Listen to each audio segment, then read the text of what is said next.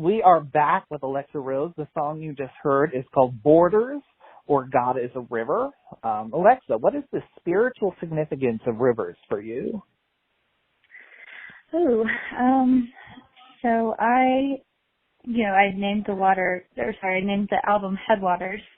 And the first time I heard that word was in college at this study field trip I did at this event called the Elk Knob Community Headwaters Day. And so, the headwaters are the source of the river. They're like a little network of smaller waterways that inform the ecosystem further down the river. But the first time I heard the word, I understood it in the context of community, of gathering of people, honoring traditions in the mountains.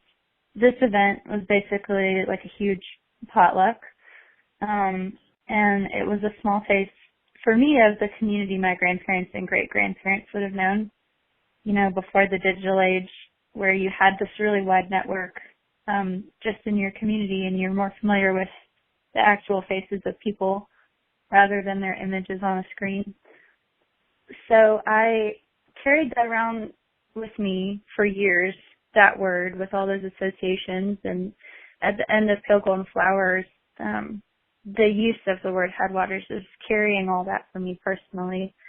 And so that word in particular has always just meant a lot to me. And, I just really connect with the imagery and symbolism of rivers and of water. So, when you say God is a river, what do you mean?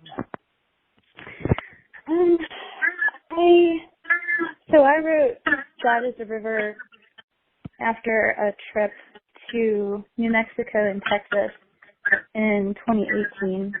And I was driving around with a couple friends, and we had just played a show in Santa Fe, and we were heading down to Terlingua, and we didn't really have a plan. We were hoping to find a place to crash or a hotel or something, and we couldn't find one, so we just had an overnight drive from Santa Fe down to Valentine, Texas. And there's a lot of fracking going on down there, and so there's this 8-hour drive with these 2-lane roads and just a lot of work trucks, and we couldn't find a hotel anywhere, and anytime we would stop, the hotels would be completely booked. And the deaf people would just say, the oil companies just bought up all the rooms for the workers.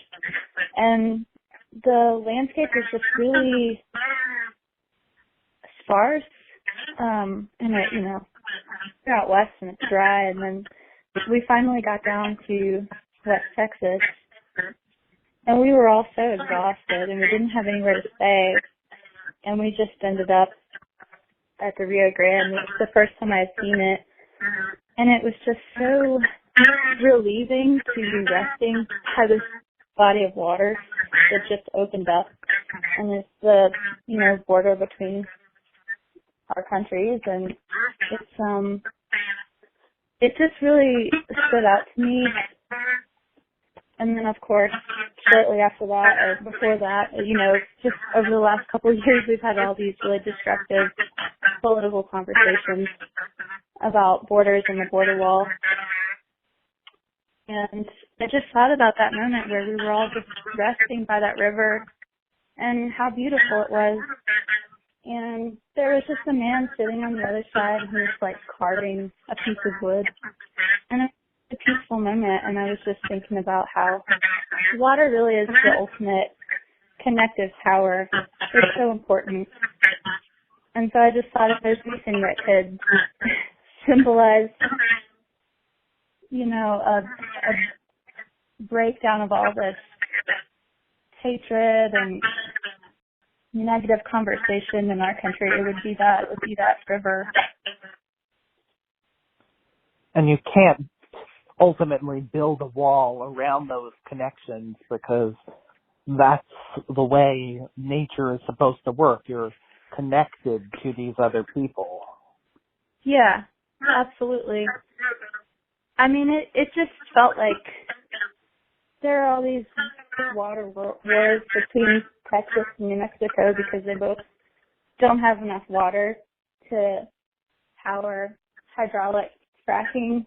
And so it just felt, ultimately, it just feels silly to like drive through that landscape and see that need for something, and then reach this point of our country where there is this source of water.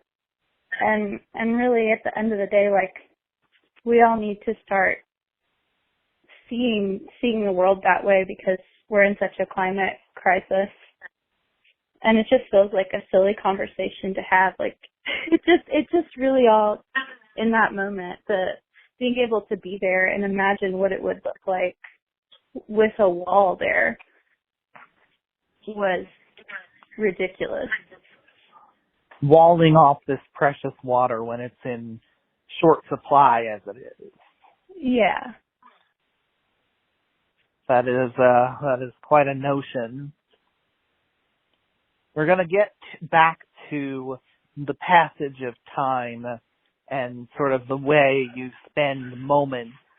I'm going to go to your prior album, to one of my all-time favorite songs, which is Medicine for Living, and the way you almost brace for the ending while something's happening and how that can sort of color your experience. You mentioned it too in Clearwater Park, how you're tempted to pull the shades down on something rather than watch it come to an end.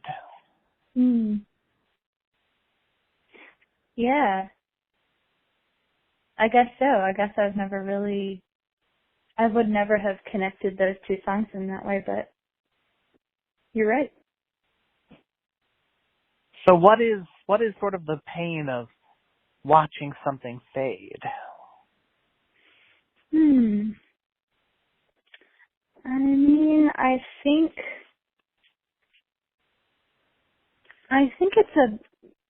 every experience we have is valuable, and it doesn't have to be a bad thing.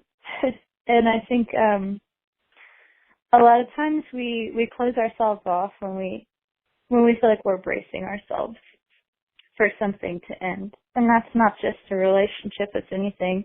And it's, something we're all experiencing right now, I think, with the pandemic, with so many of our normal routines and comforts being kind of taken away from us or restructured. It's like we're all just sort of trying to blast through all of this, and when you're doing that, you're not allowing yourself to be vulnerable because you're protecting yourself essentially.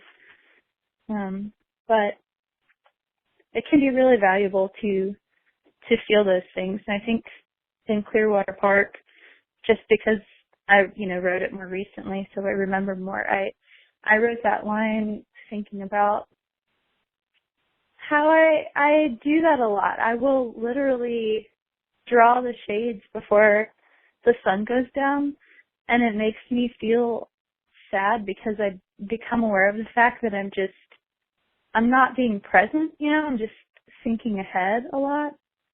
And I think just in this modern age where we're so addicted to technology and we are always having to think ahead and look ahead because we're scared, it really can remove us from being present. And so that's really, I think, what I was talking about in the song. I think that's what I meant by that line. And I mean, it's just something I'm working on all the time, is trying to be more present, even if that means, allowing myself to be vulnerable to the more difficult, painful aspects of life. Well, let's leave things there. At the end of my interviews, I always give guests a chance to choose one song from a category I pick to end the show on. And for you, especially given Medicine for Living and the fact that it's just a damn good album. My category is going to be the song from the album Such Jubilee. Ooh.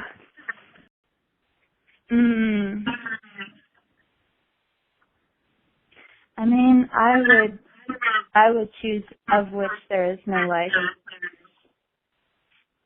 I was thinking, I gave it a re-listen last night, and yeah, I would choose, and you know what, I have time to play them both, so I will.